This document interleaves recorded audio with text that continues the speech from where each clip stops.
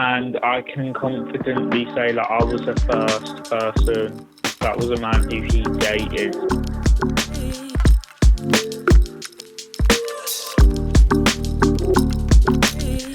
Welcome to More Than an Inmate's Girlfriend. I'm your host, Jay, and we are kind of continuing the social media this week, but also looking at the LGBTQ community and what it's like to be in a same-sex relationship with someone who's incarcerated in the US.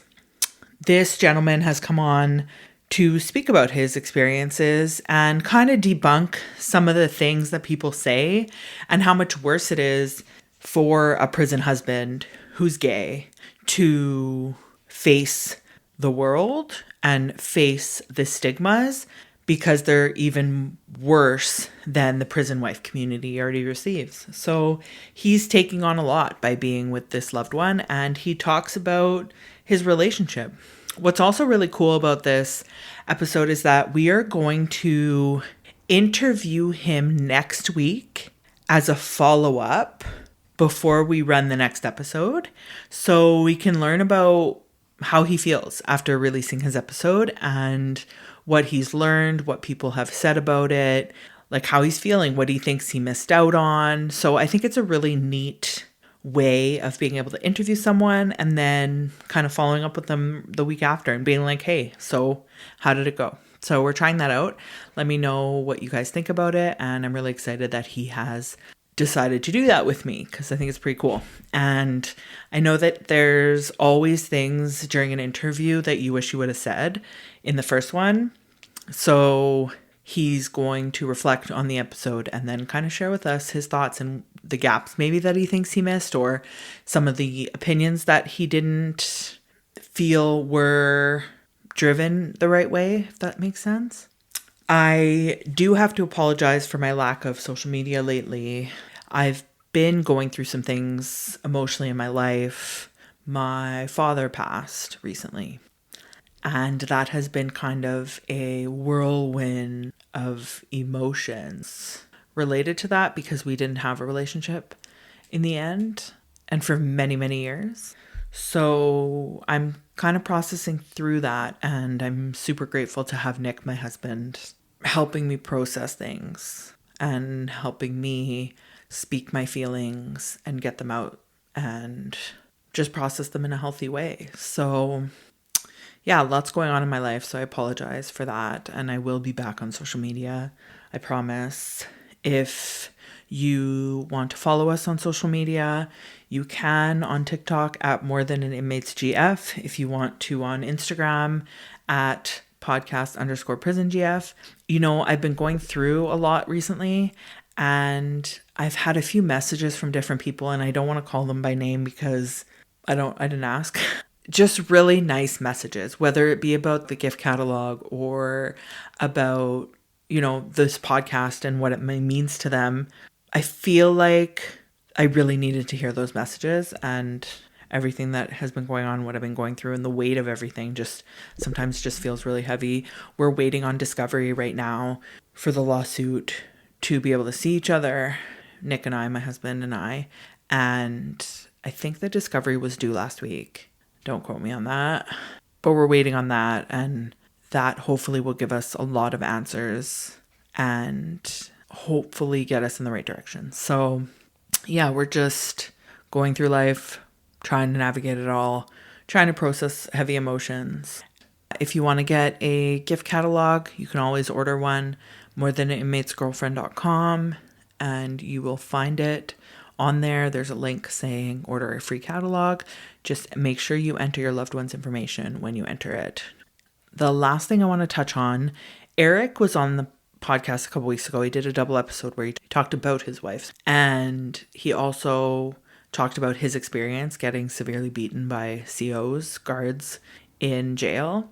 That has caused him lifelong struggles. He has started a GoFundMe type gifting opportunity. It's called Gives and Go. And I will put the link in the show notes of today's episode, and I'll also add it to the previous ones when Eric was here.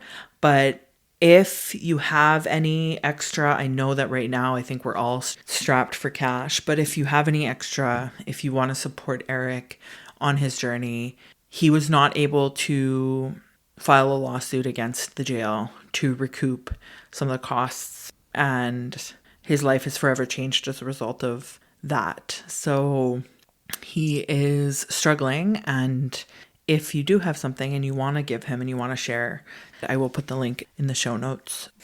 Next week, we are bringing someone back on the show, and you know him by Dinero the Great. He was on the show about his pen pal book, but we have brought him back to deep dive into his next book that I am very proud of him for making. But man, I edited this episode last week and it is crazy, seriously, because he goes into human trafficking, his charge, and the realities of his life and what led him down that path and how he found redemption and what he's doing to make sure and help prevent more youth from going down the same path that he went down. It is a heavy episode, and we will intro with the same person who's on this week's episode. So a lot coming on and going down, and some interesting interviews coming up to end the season. So we've got only a few more episodes, and then those of you that have come on with us recently, you'll have all summer to catch up on the old ones. So I think we're down to 5 more episodes after this. So take care, everyone. Enjoy this episode. Bye.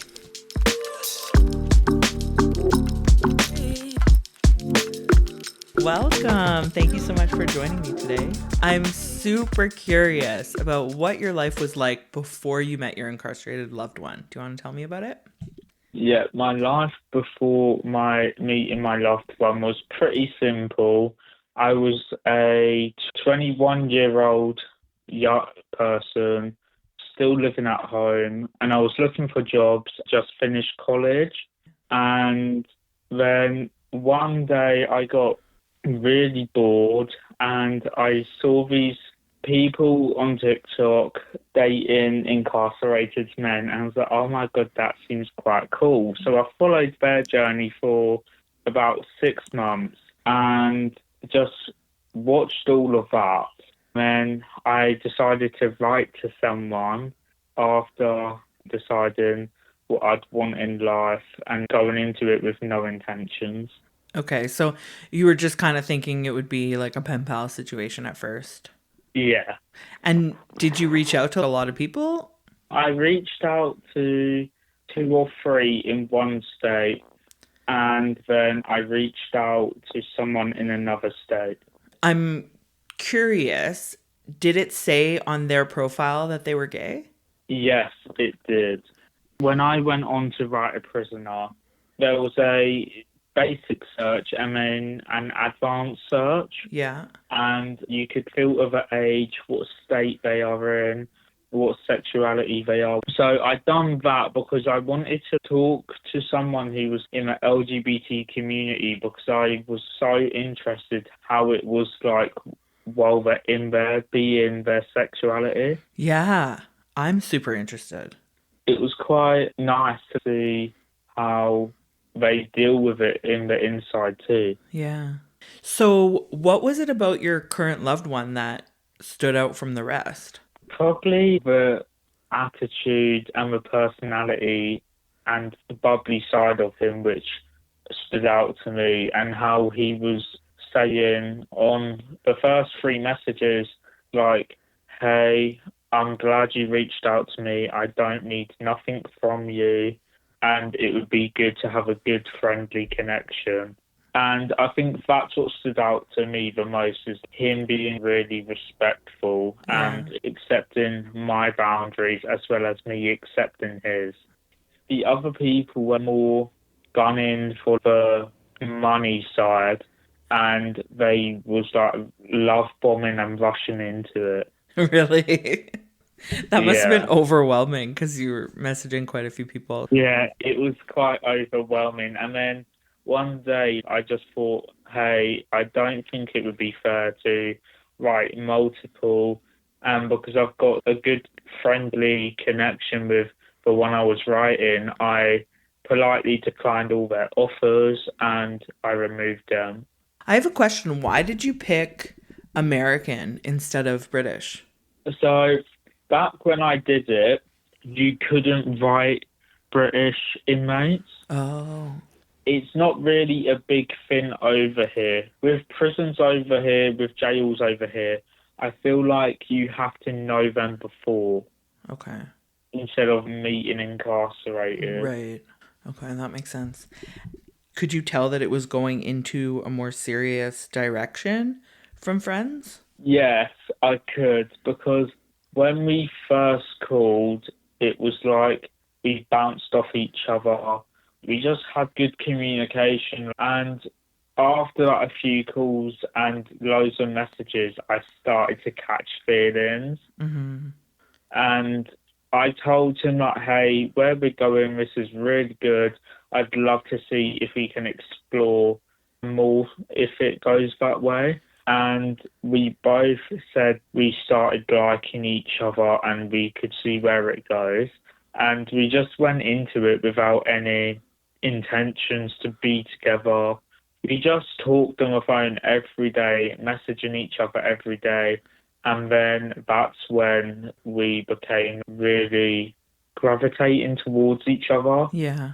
And that's when we just wanted to talk to each other every day.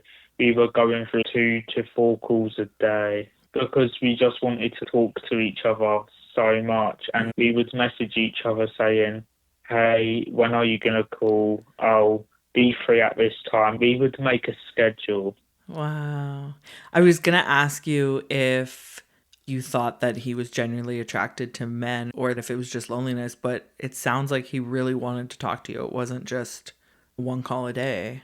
Yeah, no. And as well with that situation, the first thing he told me was he was bisexual and that he's always been bisexual and that he's recently came out to his baby mom. Oh. When we first started talking, he's came out to everyone but a few people. So before you, had he ever dated a man? No. Wow. How's that make you feel? Special. I think of it this way, and it might sound cocky, but I feel like because I'm the first man he's ever been with, no one's going to really top that. Right. And I can confidently say that I was the first person that was a man who he dated. So I'm not saying no one can't compare to me, but it's such a special feeling having something so raw and exploring it with him. Uh-huh. Do you ever worry that he would go back to wanting to date a woman because he's bisexual? Yeah, that does cross my mind all the time because that's happened to me in the past with people on the outside. Oh. So I'll always have it in the back of my mind, but I've said to him that there's no point me being with you if I can't trust you and what you say. Mm-hmm. So if I start feeling like that, I'll speak to him and he'll reassure me and say I'm the only one he'll ever want. And I'm curious, was it him going to prison that made him want to explore more that side of things? No, he went to prison when he was still with his baby mom. Okay. And when he went to prison, she broke it off with him because she messed his life up, and that's what led to him going. He's always wanted to explore the connections, but he's been scared because how he lives in such a southern state and where it's judging on LGBT relationships. Yeah. He felt safe to do it there? Yeah. He says he's only just really came out to everyone, but he came out to his close friends in there. Okay, so the people in the prison, not everyone knows that he's dating you. No. Okay. I want to ask more about the dynamic between you guys and if you ever worry that he's just messaging you for money or emotional support, but you've already kind of laid out a lot that makes me think that it's pretty genuine. But for those people that worry Yeah. about that, what would you say that reassures you in your mind that it's real and that he's not out for more? Whenever we're on the phone and we're running low on funds on the phone and he might not be able to call sometimes, I won't need to say anything. He goes, babe, if you can put money on the phone, that would be a blessing. But if you can't, please don't stress yourself out by doing it. We will be fine and we will continue to talk when we can. Mm-hmm. And then if he can't call, he will message me. If he can't call, he will get someone to put him through for like 3 minutes if it's an emergency. Oh. He doesn't really ask for money like that. He's never really asked for money on his books. He's asked a few times, but that's because he's been desperate for stuff. Right. Other than that, he doesn't ask for anything. Wow. Yeah, I get the feeling just from your explanations. It just sounds genuine. It doesn't sound like he's out for anything. However, have there been any moments where your trust is a little bit shaken? Yeah, I'd say some of his actions wasn't the brightest idea that he's done. But without going into too much of what he's done, whenever he's done this stuff, he's always said sorry and then will work on it. And then I will tell him, hey, look, you've broke my trust. That's on you to try and gain my trust back now. And ever since that and the recent incident, he's been really good trying to get my trust back. He's been making so much effort. He's been reassuring me. He's been doing the most. Okay. Is there ever trust issues on his side, trusting you? Yeah, so when he calls me the other day, the phone cut out because I ran out of service or signal. Mm-hmm. And he calls me back when I have signal again. And he's like, babe, I don't appreciate you hanging up on me. I thought you were cheating or doing something you didn't want me to know. And that hurt me. He said, I will never cheat on you. If you ever think that or have trust issues about that, please come to me and ask me next time instead of accusing me. Okay. I'm so curious. This is probably the biggest question that I have because, I mean, you're obviously around a lot of prison wives and see a lot of that and a lot less about LGBTQ community relationships in prison. But you know how prison wives can be and the trust and the COs, and they're so worried that female guards are going to be with their man and stuff. But your man is literally with the gender he's attracted to in a full building of them. And I feel like the trust and the jealousy and the opportunity is a way different situation than it would be for a normal heterosexual relationship. What has been your experience?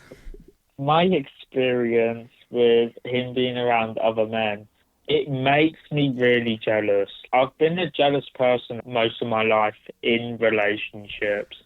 So it makes me jealous, but then the trust, it's like, I trust him not to do anything, but then that also comes with, if you're having doubts, then your man should reassure you and you should communicate with him. And then it should all be fine. With the COs, because he's still attracted to females, so it could still happen with them, but I don't really think about it like that. Right. I don't think about it more than me thinking him with the males. Okay. Do you know his cellie? I used to, but he's been moved around more times than I can count at the moment. Oh, no. So I think with that, I don't know his cellie, but I know his cellie's a respectful person. Okay. Does his cellie know about you? Yeah. Okay. Interesting. And you don't worry about it? No. I mean, sometimes I will have thoughts about it, but that's when me and him communicate more than ever. Has he ever hooked up with anyone while he was in prison? It's a bit of a tricky question because everyone's going to have different opinions on this. Okay. So going back to the question about what was life like before, Uh-huh. I was doing OnlyFans. My family know about it and everything. Whoa. So I said to him, like, hey, just because we get together, this and that, doesn't mean I'm going to stop it because that's still some sort of income for me. Right. And I told him from early on, so he knew about it. Okay. So as we've gained each other's trust, he says, oh, if you need to do collabs, you can do collabs. If you don't want to, that's fine. So I have hooked up with people, but for collab reasons. Okay. And that's just to get money to live on or top his phone up. Interesting. So it's kind of a side hustle. Oh, do you still do it? Yeah, I still do it. And do you find it financially feasible? Yeah, I think if I didn't do it, I would struggle a lot more. Wow. So it's helped me in a way. Okay. That's fair. So because you do collab, Yeah. does he allowed to do stuff? I've said, when we were talking about the whole situation, he says, I don't want to hook up with people in here, that's just nasty. And he says he doesn't really want to hook up with anyone but me because he knows how my brain is and he'll know I'll be thinking about it all the time. Mm-hmm. So I've said to him, like, if you do want to, just come to me first. Okay. So, like, I know, and then it can't get out without me knowing. Mm-hmm. So if I know, I can defend him and stuff like that. Right. Wow. What would you say is the hardest part about trusting him in that situation? I think the hardest part about trusting him is, like, you see all these online relationships and you see what others are saying and then you see it not work out. Yeah. So I think that's the hardest part is, oh, what if mine goes to shit like theirs? Yeah. And then everyone thinks it's all like great. And then it turns out to fall apart. And you're like, okay, great. And that's me trying to be respectful about other people too. Yeah, fair. Do you think that you have a harder stereotype because he's incarcerated gay? Yeah, 100%. I've been on Facebook groups where I've posted about my loved one, like, has anyone heard from him, or stuff like that, while they're on lockdown. And then I'll get comments like, oh, imagine dating a boy incarcerated. He's probably dropping the soap all the time. Yeah. There's just nasty comments left, right, centre. Yeah. Yeah, I feel like you would get it so much worse, that assumption that he's not faithful. Yeah. It's quite tricky to navigate that too because everyone finds it funny and then they'll keep making more jokes and more stereotypes. So I try and not let it get to me. Yeah. Do you actually know anybody else who's in a similar situation to you?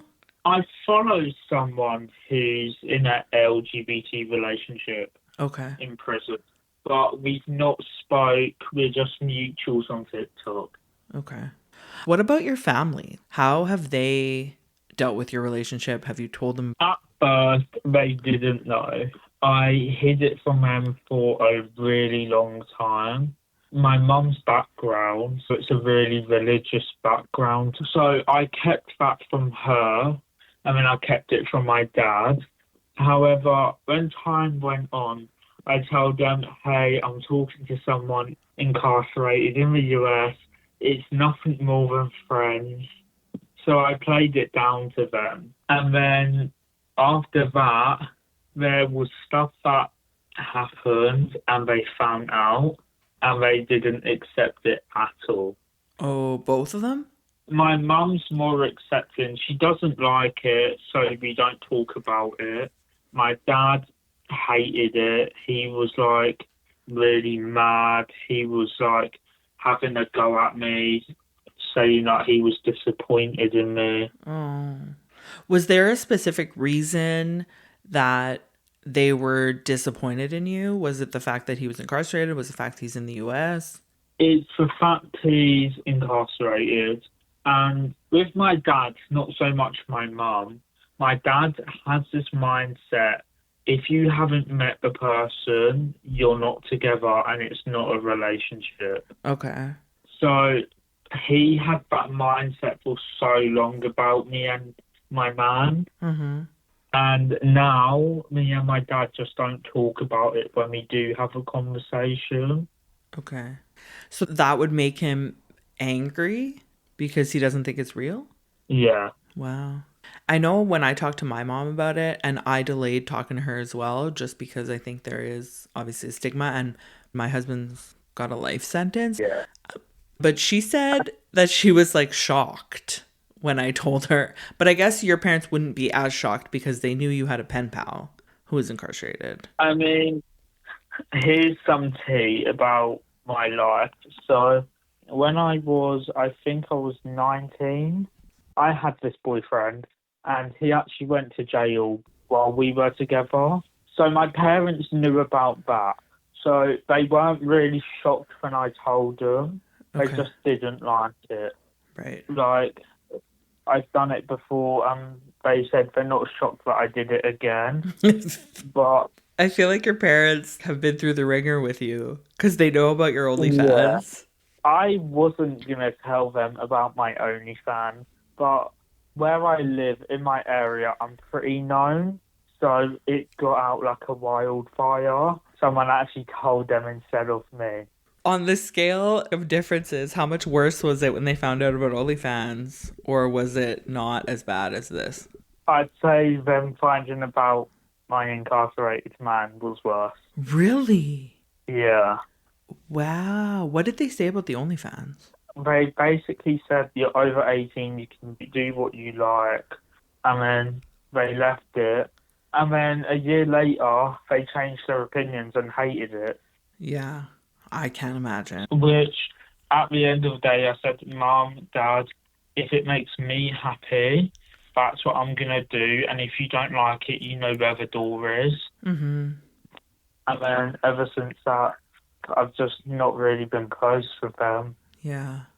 In hindsight, now that it's all in the open, do you wish you would have told them in the beginning, or do you wish that they still wouldn't know? I wish I still didn't know. Really? Yeah, it's like the sly comments that they make. It's crazy. Realistically, if it was me telling them everything, it might have been better. But because it was other people that blurted all my information out, it made it worse. Did it bother you that you were hiding it from them? I wouldn't say it was bothering me. I'd say it was really hard to hide it. Whenever he called me, I'd have to go outside. I'd have to go for walks. I'd have to put headphones in and just pray that my parents didn't walk in on me on the phone with him, which me and my man found it really hard when we had to do that.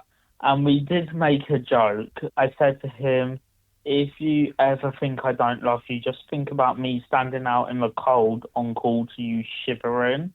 And we'll joke about that now. Yeah. If you enjoy hearing stories about other people's prison relationships, why not try finding one for yourself? Penpals.buzz lists thousands of male and female prisoners, and you can search by age, type of crime, ethnicity, religion, or practically anything else to find your perfect person behind bars. So take the plunge. Instead of just listening to stories, why not become the story? At penpals.buzz. Also, what I find super interesting with your story is that you were pretty private with your private life, but you have been pretty public online. Yeah. What made you decide to be public online? I think it's just finding people in my situation, like prison wives, prison girlfriends, prison families, prison friends. I just wanted to meet a group of nice people that was involved in that, so I could have someone that can relate to me. But I kind of regret making it public. Do you? Why? Just all the backlash, all the comments I've had about people commenting about me as a person. That's why I regret making it public. And then also making it public, you've also got the risk of people writing him, finding out where he's at, who is he, what's he in for. And then you've got other, I'd say people, but it's mostly girls that do this. Mm-hmm. They'll write your man. And that's happened to me. So you've had people actually find him? Yeah, I've had people find him and actually write him. Wow. When you decided to go public, or when you were public, were you really open about who he was? No, I never stated his name. I never stated where he was. I said the state. I said what he's in for. And then I just called him by his initials. Yeah. Or I called him by my man. I mostly called him by my man, now I'm thinking about it. And I always used to cover his face when I put him on the backgrounds of my lives, my TikToks. But somehow someone reverse imaged one of them and found him. Whoa. Which is some next psycho shit. Yeah. I've heard of some crazy sides of the prison wife community, but Yeah. I've never actually had it happen to me yet, considering how public I am, and I'm really open about who my husband is. Yeah. I'm so shocked that you went through that. When I did go through it, it was a really hard situation. Mm-hmm. But now it's gone and I can now laugh and joke about it. Yeah. Because whenever I used to go live, I had these troll accounts join my live. They used to put his last name is my lover. They used to be like, I love him in his last name. They used to screenshot his Facebooks. He used to screenshot his mugshot. Use them as their profile pictures. One time his information got doxed on live, and then a T page made a post about it. And then that was kind of my mistake, because I said, if you're going to find my man and choose to write to him, you can top up his phone and books for me too. But as a joke, I was trying to be sarcastic. So you're going to write my man, you can at least do what I do too. Yeah. But that just went to flames. Wow. And did he know that you were public online and on lives and stuff? Yeah. And did it affect your relationship when you started getting harassed like that? Yeah, that's when we both made the decision to take it off social media, because I didn't want his kids seeing that, like Right. seeing their dad posted. And they're at the age where they will have TikTok, they will have Facebook, they'll have every social media. And I made a decision. I was like, hey, look, I know you don't mind being posted, but I want to do it for your sake. Yeah. And then that's when I stopped really posting him, talking about him. And then after that, I thought all the hate would stop, but it didn't. I was still getting harassed. I was still getting fake accounts coming to my lives. I was still getting told that people were still writing him. And then that's when I had enough and other stuff happened. There was an incident a few months ago where I saw something and it got on social media like wildfires.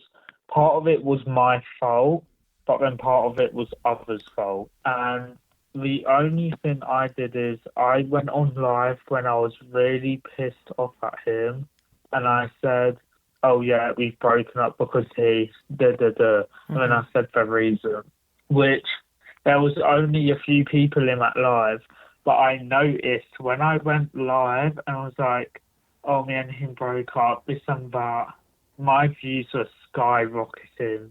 Oh. So it's clear people love to see prison relationships fail. Wow. And they love the drama, especially people in the community too. Yeah. because I find it wild how most of the trolling was by people in the community. So you knew who was trolling? I had rough ideas because only certain people knew who he was, only certain people knew about him, Yeah. and somehow these fake accounts knew who he was. It's kind of interesting to me that people would have time on their hands to create fake accounts to hurt you. I don't mean it like it's complimentary, but like it kind of is a bit because it's like, wow, you're that important to them. Yeah, exactly. Do you think, in hindsight, because you've made so many connections in the community, do you think that these friendships that develop over social media that all of us in the community have developed, do you think that they can ever be real? It's hard for me to say because I've still got friends in the community and they're the loveliest people and they've never done me wrong. Mm-hmm. So there's part of me that can say yes, but I would say if you have friends in this community, do not tell them everything. Do not tell them about your man. Tell them the first name and what state they're at, but don't tell them anything else. Because of what happened to you. Yeah, just to be on the safe side. I think some of us are guilty of just being naive and thinking everyone's good. That's how I was. Mm-hmm. I definitely am like that too. How have you gone about now protecting your peace and your mental health? This bit made me realise who was really my friends and who wasn't. Because, for example, when I needed space, the people that wanted to be involved the most did not care and did not have my best intentions at heart. And that's what I've realised is how many friends I've lost because of that, and how many friends I've lost by having opinions on other people that was in the community. Mm-hmm. And I was the one in the wrong for having opinions. Yeah, some of the stuff I said was not nice, and I hold my hands up. But what people need to realise about me is I'm only 23 years old. These people that I was friends with are in their 30s or older. Yeah. So I'm bound to make mistakes. I'm bound to do this. I'm bound to do that. And learn from them, rightfully so. But protecting my peace now, I've made my socials private. I've blocked most of the people that did me dirty. Hardly reply to messages anymore. Barely go live anymore because live really put me in a dark place. And the community actually put me in a dark place. So I've just stopped really messing with that a lot of the community. That's sad. When I came on to TikTok with this whole situation, it was really good. I had so much friends. And now it's like I've barely got any friends in the community, which I think it might as well just stay like that. Yeah. Are you feeling like you're healing? Healing in some aspects, yeah. Okay. But I'm healing with my man because when that whole situation happened, people thought me and him weren't talking, but we were. Okay. So me and him are healing. We're getting better than ever. Still hiccups in the road, which is normal. Yeah. But I'm healing with him. But I'm still not healed from all of the stuff that people did. Yeah. Because it's led me into such a shit position now. Mm-hmm. And I will never forget or forgive them. Yeah. It's so hard. And you really are 23 years old. So many of us who are fighting for change and prison reform are literally trying to show the world that your brain's not developed until you're 25 at least. You really are still learning a lot about who you are and what you want. Yeah. And I feel like what people don't realise with me is I'm navigating my relationship with really bad mental health, depression, anxiety, BPD. Yeah. And living life with BPD is hard enough alone without people being absolute idiots. Mm-hmm. and just ruining your life. Yeah. Have you considered taking yourself off social media completely? I was actually thinking about going ghost on all platforms except TikTok. I wasn't going to go live. I wasn't going to post. I was just going to sit there and scroll Okay. and not really communicate with people. Mm. But ever since speaking to the friends I have left and the ones that have never done me dirty, I'm like, why should they be punished for other people's actions? Yeah. I mean, I just thought, I'm not going to come off social media. I can just block them. I've just done that. But I will just say, like, with the social media thing, if you're going to put yourself out there and your relationships, be prepared to take opinions, because once you publicize something, everyone's allowed their opinion. Yeah. And I think that's the most realist thing that I've learned is once you post something that is no longer private, everyone's allowed an opinion. Yeah, I agree. And I also think you learned a really big lesson about people like to see hurt and like to see other people down because it makes them feel better. And then they claim it under support, but really they're not there for you when things are going well. They don't want to hear about how good your relationship is. And I feel like with this whole situation and with my mental health, it got that bad because of people. I had to seek therapy. I had to seek mental health helplines. It sounds really dirty, but I didn't shower for like 4 days. I didn't really eat. I didn't really drink. Yeah. I just sat in my room and I just felt depressed all the time. And I'm going to put a trigger warning on this bit, but I didn't want to be here anymore.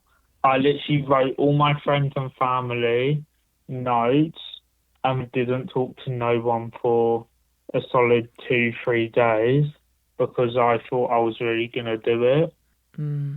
I relapsed on self-harm too. Yeah. And I think that's why I can't really forgive anyone from what they did, because they was the reason I did it. And I'm not saying that to be horrible, but that's just how I feel about the whole situation. I think it's really important to share this information on what can happen, and that on social media, it's just another reminder that we're real people behind the scenes. You know, there's keyboard warriors all they want, but there are real people with real lives, with real emotions that are reading these comments, that are seeing this, that are being affected by this. And we don't actually know what any of our lives are actually like. People might not have thought that you would get so down because of it. The thing about me is on social media, people think like, oh, he's such a tough person, he's really bubby, he doesn't give a fuck, and stuff like that. But deep down, the things people say, they hurt. People need to realise that I'll mask my BPD on social media because I don't want people thinking I'm bat crazy. Yeah.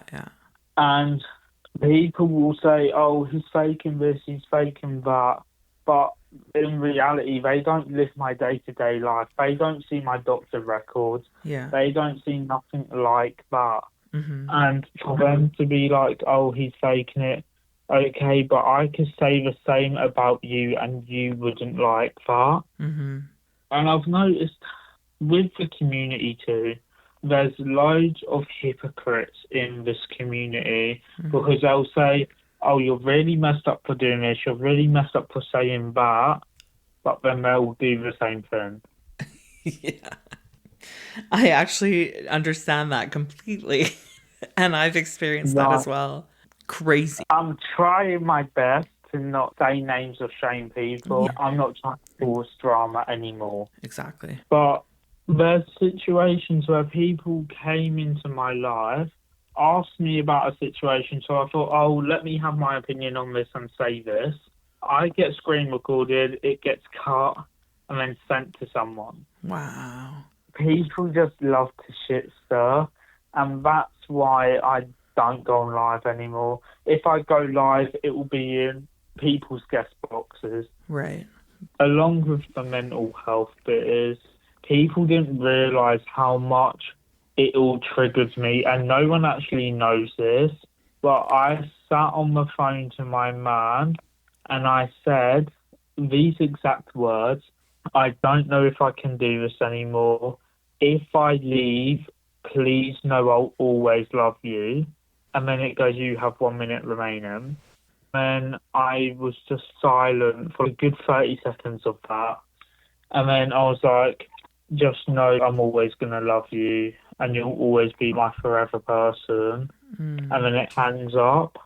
So I just feel like people need to realise that what they say can actually hurt. Yeah, I agree. I think you really said it clearly and you explained it really well, the impacts that social media can have.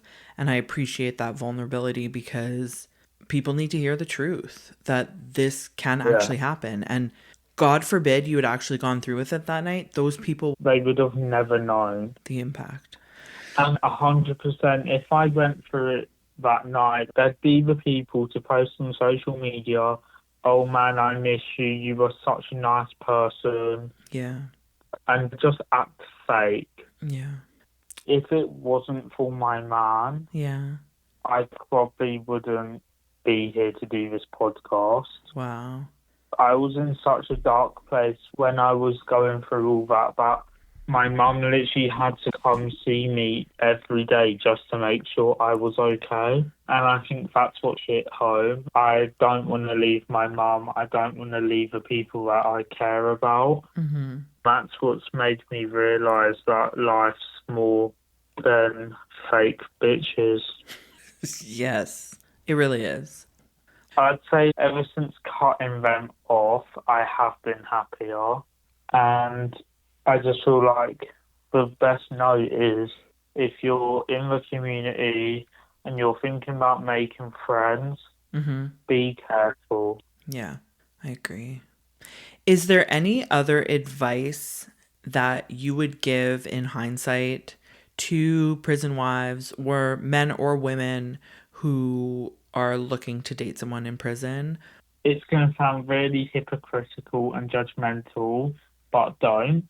It's really stressful and it's not for the weak. I don't know how to explain it. If you want to do it, that is up to you, but just be strong-minded, have your eyes wide open and your head screwed on.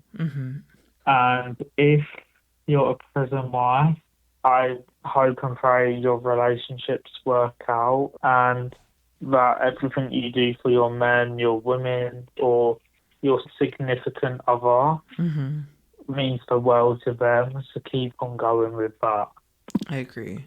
And I think that the other thing that I have learned, I think, in the last couple weeks specifically, especially with so many breakups on social media with a lot of the influencers, is that people might mean what they mean in the moment that you're in a relationship. They might mean it, but they're in a very closed environment. And when things open up... Exactly.